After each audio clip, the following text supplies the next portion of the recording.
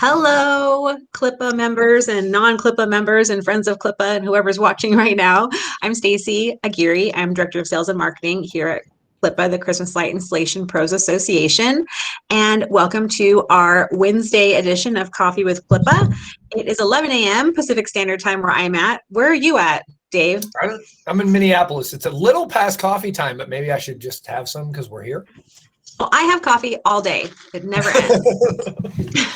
I have LaCroix all day. I drink this stuff like it's going out of style. Oh, okay. So you like the bubbly water. How long has it been, Barin, since I've been like on? I mean, it's got to be 5 or 6. My wife's sitting here too. It's like 5 or 6 years that I drink 6 to 8 of these a day. Like this is I probably intake more LaCroix than I do normal water. I couldn't tell you why. I don't know. I just like it.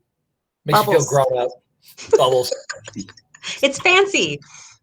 Fancy water. Keep it a little fancy. All right. So tell us about yourself a little bit, Dave, for people who don't know you. Let's hear who you are, what you do, why am I talking to you? Let's hear about it. So I started my my entrepreneurial journey about 11 years ago. I opened a cleaning, exterior cleaning and holiday lighting business here in the Twin Cities. Over the past, we've been in business 11 years. I've been pretty phased out of that business for about 6 years. I've had a couple endeavors. We started a data business. I'm a big data audience targeting nerd. And what I found is that with all these lists that we were providing for people, what's a list without a way to use it? And we were brokering out and, subbing out a bunch of direct mail. And so we said, hey, let's open a print shop. And so now Dope Marketing, that's been around for about 3 years, formally, been doing this stuff a lot longer, but 3 years formally at Dope Marketing. We automate direct mail. We make direct mail simple. And then any printing, yard signs, business cards, door hangers, trifolds, we do it all here. We're not ordering from someone online or whatever, so we give a little human touch to it. We built a direct mail platform where you can sign up, no monthly fee, no minimum order, no commitments at all. Come on, send direct mail for your business. We can provide the list, the design, the strategy, everything in between. And then we also have these really cool handwriting machines where we can do like handwritten envelopes, thank you cards, prospecting letters. We do a ton of that stuff for people in the home service space as well. So it tricks people. Kind of tricky. It's a little bit tricky. Yeah, you wouldn't know. I mean, I get some of my lunch here off of my desk. I got one of these things somewhere that I can show you guys. It is pretty impressive, the trickiness of this this handwriting stuff. I'm sure as someone hears me fumbling in here, they'll bring one of these guys in. But yeah, I'll show you. Oh, here we go. So look at this. Like this was done. We send this out. This is our company, Lion Share Maintenance. That was written by a machine. Wow. And so Jessica at our office doesn't love us because she's getting calls every day. Like, these people think I wrote them a letter. I didn't write them a letter. We're like, Jessica, just deal with it. They love you. They think you wrote them a note. But it's interesting because like traditional direct mail is going to get, a 1 to 5% response rate. Direct mail is a more expensive touch, but it creates some intimacy, especially nowadays, pandemic clearing up, world opening back up. People like a warm, fuzzy feeling, and that's what this stuff does. So traditional direct mail, like 1 to 5% response rate. A handwritten campaign, we're seeing upwards of like 14, 15% response rate. Wow. So pretty impressive. That's huge. Yeah. It's great. So tell us a little bit about why you shifted businesses. I mean, you said you had started doing a washing business, then you had holiday lighting. What changed for you? Like what was the shift? It's just like, in life, we got to follow our passion. And for me, it was like, I didn't really have many jobs growing up. I was kind of a knucklehead. And one of the first jobs that I really was, into was washing windows. And I was like, I was the worst employee ever. You probably shouldn't hire me. Like, not great at showing up or doing what I'm told. And so I was like, hey, I can do this better on my own. And so I started that company when I was just like, right when I turned 25, I didn't really have any clue what I was doing. I was just like young, moving, shaking, trying to do something. And, that business started scaling pretty quick. And then I got involved in the industries, and I was just going to trade shows and doing some public speaking stuff. And I saw that the business was growing at a rate that was a little bit uncommon for new businesses. And I was like, hey, maybe I'm half decent at this stuff. And I just kind of, I knew my passion wasn't in running a cleaning company, but it was more like starting businesses, the 500-foot view, the scaling a business, the data, the marketing, the sales. That's the stuff not only that I liked, but that I was a little bit better at than, being a technician. You probably don't want to hire me to be a window cleaner or a holiday light installer for your business. I get a little, see the squirrels running around. And I just I saw pretty quickly getting into a couple other things. Like we had some success right away. We put a software out, and I had no clue about software development, but we put out like a PDF merger to easily create estimates. And we got like 500 people paying us $30 a month within a couple months. I was like, oh shit, this is working too. Like what else can we get into? And then I learned some lessons with that one. We lost a couple $100,000 trying to turn that into a bigger software than it was. And I just kind of saw that like my passion or my change of direction was just letting like the universe talk to me and listening to, I guess the strongest voice we have, that one in our head, just like, I don't see myself running a cleaning company for 20, 30 years, and nothing against that. Like, I think it's great if people can be that disciplined and stick with it and do it. I'm not good at the day-to-day, the hiring, the employee management, like the fixing the equipment. That's just like, isn't my skill set. It's not my thing. And so I was fortunate at a young age to kind of recognize that quickly and be able to, pivot a couple times and at least get it. I won't say I haven't gotten it wrong a bunch, but I've gotten it right a couple more times than wrong. So it's still kind of all working out. Great. So you, so now with all your printing success and all of your dope marketing things that you're doing, I know that at CLIPA, you've been talking to Matt about putting together something special for our CLIPA members and our pro tips forum people. So what is that going to look like for us? Do you know anything about that? So I mean, like just, like giving back to CLIPA, because you guys got me started in the holiday lighting stuff. When we started right away, we got the CLIPA membership, like everything you guys were doing, we were on board right away. We just got to a point where it was like, we're just not trying to scale it anymore. If we were still trying to grow that business, like we would be balls to, we don't really advertise holiday lighting anymore a ton. But I look at that for the businesses that are trying to grow, that are trying to scale, that are getting involved in CLIPA, whether it's right away or they've been a member forever. Like what we're going to do for the CLIPA members is put together like bundled packages. So a lot of things is like, you hear the saying in business, like success happens when preparation meets opportunity. But the holiday lighting season happens real quick and you get really busy really, really fast. And so our goal for the CLIPA members is putting together a package that includes the data list, the homeowners in your area with a house over $500,000 or $1 million, the yard signs, the door hangers, every one of those print assets along with the data. So you can schedule out a marketing campaign for the 3 phases of a holiday lighting business, the pre-Halloween, Halloween to Thanksgiving, after Thanksgiving. It's kind of, we break it down into like 3 pockets of the holiday lighting season. Our job and what we're going to bring to the CLIPA members is putting together discounted packages for all of those traditional print items. So you can be prepared, because we all know there's opportunity in the holiday lighting space, but being prepared with those opportunities to have the most success that you can during the year. That's great. So also on top of that, I know that a lot of our existing, more experienced, more seasoned installers are looking to move into commercial installations as well. I know that you also have property management lists available too, right? Property management companies, facility managers, restaurants, churches, hotel, you name it. We can everything.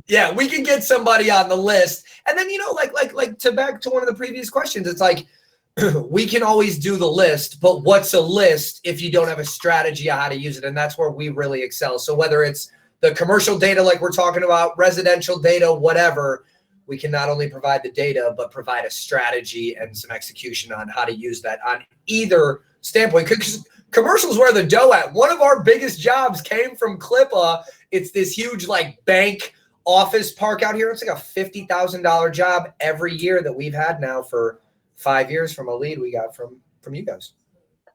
And it makes you money, right? That's the most important thing. We do all right on that job. I'm sure you do all right. If it's been 5 years, 50,000, I think you're doing okay. Yeah, but that's the opportunity that comes from first with the training through us and our program, and then getting involved with the industry, getting involved with people, all of the CLIPA buyers group, preferred vendors like yourself that give these extra discounts and the packages and bundles. I mean, you don't have to do that, but like you said, you're giving back because we helped you out to begin with. And that's what this is about. I mean, I'm all about the old fashioned like handshake. We're in business together. We're doing this. There's enough business for everybody. Like that's how I see the industry.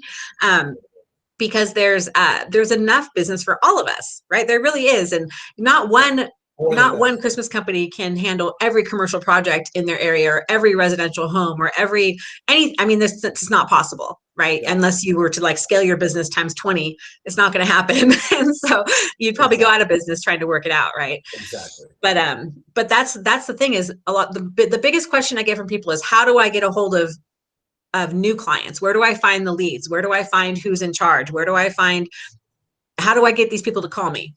Yep. And that's where you come in. So absolutely. I think that's amazing. The thing is, like, success leaves clues. And so most businesses that get into holiday lighting, it's not just like, they didn't just say like, I'm going to go hang Christmas lights for no reason. I've never had any experience. A lot of times guys or girls have like, they have another business or they had exposure to this in some way, shape, or form. It's an add-on service that's extremely profitable. And for a business like ours in the Twin Cities, we can't clean gutters and do exterior cleaning in, the beginning of November. And that's where holiday lighting like really plays into what we're doing. And so where I say like success leaves clues, if you have another business, if you have another service, or maybe last year was your first year installing lights, there's a trick that works really well of how to get you very laser focused and targeted. Because I know I've made mistakes doing a shotgun approach for advertising for Christmas lights. That's not how you advertise this service. You want to get super granular, super laser focused, because depending on where your pricing point is, like our minimum's $1,200. And that was, when we first started, it was much lower than that. And the only thing we've learned is now we have to get rid of those customers because we only have so much room on the calendar for the people that actually pay the rate that our service commands. And so where I say success leaves clues, what you can do is, whether it's one of your previous services or it was last year was your first year lighting and you did 10 jobs or 30 jobs or whatever it was, you can take all of the jobs that you installed and put them on a spreadsheet, highlight the whole spreadsheet, sort it by zip code. See where your density is, where you're already installing jobs. That's where you want to come to us and get a list of homeowners in that area. It's not this over-targeting, like people have lived in their house for this long, or they make this much money a year, or they have kids, or they have whatever. That doesn't matter. What makes people a very good prospect for holiday lighting on the residential side is the value of their home. Christmas lighting, holiday lighting, so much of it is like keeping up with the Joneses. And if you're in an area that's affluent, like here in the Twin Cities, it's a house over like $700,000. Those are the perfect customers that we want to spend $5, $10, $20 a year per customer getting in front of them to generate interest, to generate leads. CLIPA has done such a good job on a national level of like educating about the holiday lighting service, educating contractors, educating homeowners, doing the trade show that's coming up. Like, there's an advantage even more than there was 5 years ago of the average homeowner knowing that holiday lighting is a service that they can pay for.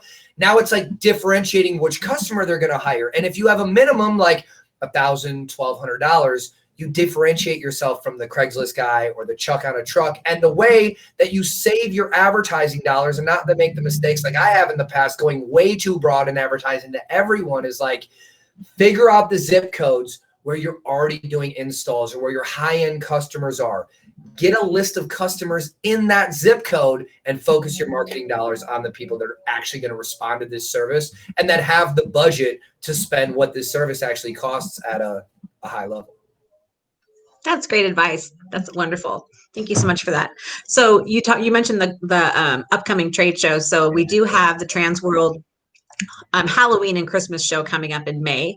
But right before that show happens, we have the CLIPA conference, which is where CLIPA members and non-CLIPA members and interested people in any of the holiday or the buyers groups that we're part of all get together at the same location in St. Louis at America Center. The 2 days before, actually on Cinco de Mayo is the day we're going to be there for the first day of the conference. And then the next day after the 6th, 5th and the 6th of May. So you're coming, right? Yeah.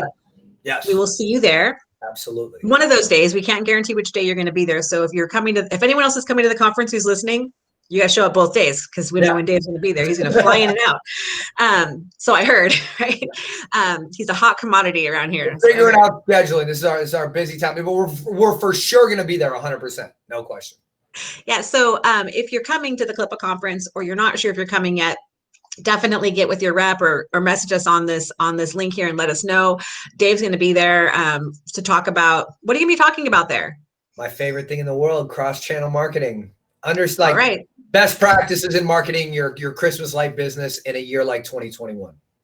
Yeah, last year was such a great year for people. I mean, I'm still blown away that all the people that have been successful tripled their business just by, starting. They tripled their business because they were their second year, right? They were staying home, and when you look at, for anyone who wants a little tip, I keep this one by my desk.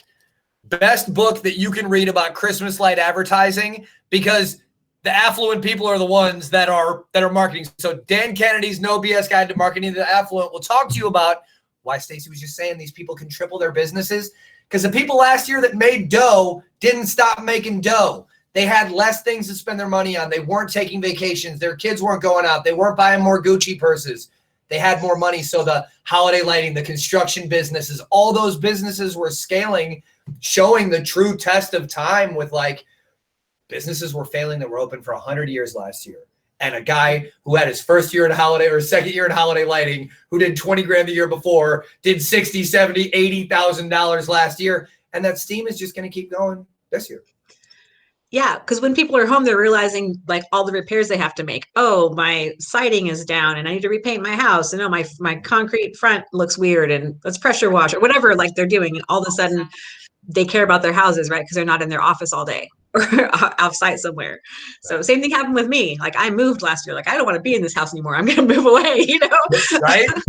That's what people have been doing. So it's the best. I think it's the best time if you're starting or you're in this industry to get moving, right? Right now it's only April and people say, why are you talking about Christmas in April?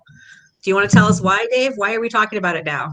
Because you got to prepare. You got this stuff happens so fast. One, ordering products and supplies. If anyone has seen the news and what's happening in the whatever canal and these boats, that could happen tomorrow. If you don't have your products now, or if you're not stocked up, you're running out of products, you're running out of lights. Commercial work, they start taking these bids in Q2 and Q3. You don't get your list of property managers in October and think you're going to get a bunch of commercial work. These bidding processes happen now. And even for your current customers, you can get commitments now for packages, let them know whatever's going on. The education, holiday lighting is so much about education. And if you're not planning, you're just going to get left in the dust by the next young hotshot that's doing all the Facebook and Google and direct mail and all the stuff. And like you said, there's enough work out there for everyone, but I don't know people. I don't talk to very many people that say, I don't want to scale my business. I'm not looking to grow at all. And it's that preparation. You get so busy. The spring rush right now for whatever services you're providing. Summer is going to be a little bit of a residential slowdown. Hopefully they're letting us travel more now this summer. People are getting out, moving around. Fall happens, and then there's no break. So it doesn't matter if you're in exterior cleaning, window washing, lawn care, HVAC, roofing, whatever you're doing outside of your holiday lighting business. This stuff all happens so fast. And if you're not prepared to be in a position to put out your signs and your door hangers and have your products stocked and get the information that you need to plan for this year, you're going to be the one left in the dust, and no one likes being in that spot. No one wants to be in the dust pile. So, so also we're going to wrap up here in a couple minutes, but if anyone has any questions, we're live. So people can be asking questions. We just had Brooke say hi to you. That's about it. And then someone asked about pricing, but that's not your job. So, if anyone has questions, throw it in there. Dave's here to talk. But we do have, speaking of getting started now, we have our training also that's happening. So it's the CLIPA conference, May 5th and 6th. The Trans World is May 6th, 7th, 8th, 9th. And then at the same time, we have CLIPA 2-day regional training, which is May 7th and 8th. I think, yes, 7th and 8th. I don't know. Maybe it's the 6th and 7th. It's in the same week. It's all at the same time. Yeah. That's all I know, all in the same place in St. Louis. So if you are looking to train or learn about the Christmas industry, you can come to St. Louis and do it all at once and get a whole week's worth of drama all at one time and meet all of us out there. Or there's actually every month the rest of the year up until October, there is also regional training everywhere, like Nashville, Dallas. We have a training coming up in Orlando, Orange County, California, which is where I suggest you come because that's where I'm at. And so anyone who's thinking about training with us, get signed up now, because we heard the story is that in June, Orange County, California is going to open up and everything will be available to be open again. But we don't know if that's happening or not. So you want to make sure that you get signed up now so we can allocate space for you, right? So if we have 50 people signed up and we can only accommodate 25, then we have to get a larger room, right? So we don't know until we get everybody signed up how many people we're going to need to accommodate for and what the regulations are going to be. Like, we don't know yet. So please, if you're interested, contact us now, let us know, because we want to make sure that we give you all the tools you need to be successful early enough to get it done. Like Dave was saying, we got to get prepared, right? Without preparation, what are we going to do, right? Christmas is coming. Whether we like it or not, it's going to be here. It's coming. It comes every year. And all of a sudden, like, we're going to get calls in November, like, hey, I was thinking about Christmas. Well, we're booked. So you want to make sure that you get trained, you get everything in line, you get your stuff ordered. We had a preseason order that just ended on March 31st. Super successful. A lot of people got their orders in and got their pre-orders done. If you haven't done that yet, get it done, right? We have inventory that's already on its way. We have everything allocated for our customers who already purchased, but a lot of people aren't going to get what they need if they don't order early. That's what happened last year. Sold out. Everybody sold out around the US. Like everything. More lights. There wasn't anymore. Everyone's business was growing so much. It was insane. Buy now. That would be my suggestion. Buy now. That's always the suggestion. When do I buy? Now. So I was just listening to your video. So you want to talk about your DOPE acronym? Isn't that so? That was so cool. It was like I was standing outside. So I was at this roofing trade show last week. One of the best shows I've ever been to in my life, the Win the Storm show. For any of you guys in the roofing space, if you don't know about Storm Ventures Group, check them out. Standing outside, pretending that I didn't quit smoking out of town, and a guy. Well, now everyone knows. Hey, we'll see. When I'm out of town, I'm allowed. My wife lets me smoke out of town. Sometimes I'm gonna message her and find out about that. Shh. See if she's listening. Eric Wynn, this guy who was like a very decorated veteran sniper, did like 4 tours. He's like, dope marketing. What does that mean? And I have my little story. I'll tell it, CLIPA, about how we came up with the name or whatever. But he's like, that's a military term, right? And I was like, yeah, dope. I'm sure. And he's like, no, you can't be a good sniper without dope. It's data on previous engagement. And it hit me like a punch in the stomach. I'm like, how have I never heard of this? Like, this is amazing. That should be the story of why we call it dope marketing, because we're all about audience targeting and data and understanding. It goes back to what I was saying before with like the your customer list, right? It's data on previous engagement. You did the most jobs in zip code 90210. Where you're supposed to be focused your marketing. It's data on previous engagement. Or like even a bad marketing campaign. I did for my Christmas light business, I put a note on the back of all the golf cards at the golf course, and I spent $1,000 and it didn't work. We have data on previous engagement. Never do that again. You didn't get any engagement. You have the data that it didn't work. Don't repeat it. And so, yeah, that was a gem that got dropped on me that I was not expecting to figure out something even doper about our name than what it already is. And apparently the world works in mysterious ways, because that saying is I live by. I mean, it makes too much sense. It was interesting. It's perfect. It was a perfect combination for you. Sometimes the stars align. Exactly. So so I usually ask 2 questions towards the end of the video for everyone that comes on Coffee with CLIPA. The first one is, what was your nickname when you were growing up? Umbre. What? Umbre, like ombre, but with a U. When I get Umbre. Okay. in the summertime, so I'm like a smidge of Hispanic descent, and so I get like super tan, like super, and it was like ombre turned to umbre, that was my nickname. I know Nice. that if someone like I hear like, hey, umbre, I like just run away now. I don't want to talk to any of those people. You know better. You don't want to talk to them. A little bit. All right. And then the last question would be, what is your one piece of advice you would give anybody who's looking to start a business or to just, that's it. What's your one big piece of advice? Never be comfortable being comfortable. If you want to be in business, if you want to grow, you should be constantly putting yourself in the most uncomfortable situations possible, whether it has to do with, hiring people, getting an office, leasing a vehicle, buying product, investing in a marketing campaign.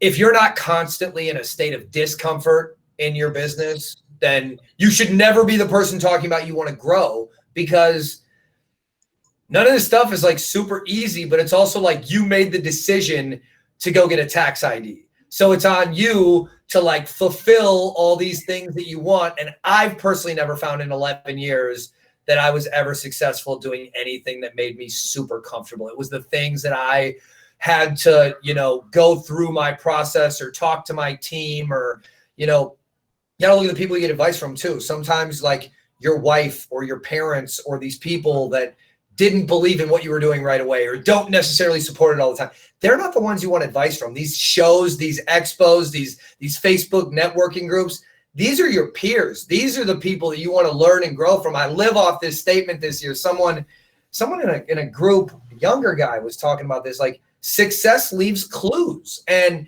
you don't have to reinvent the wheel as a business owner. All the stuff that we all want to accomplish, that's already been done by people way smarter than any of us. All you got to do is look at, what's the guy in his 10th year of holiday lighting doing, like Ryan and Brett. What are Ryan and Brett doing in their business, and what can I do to duplicate that? Those are the guys out of, Stacey, I know you know, but for anyone watching, the guys out of Atlanta, you guys want to watch how to scale a Christmas light business? Like, that's who you pay attention to.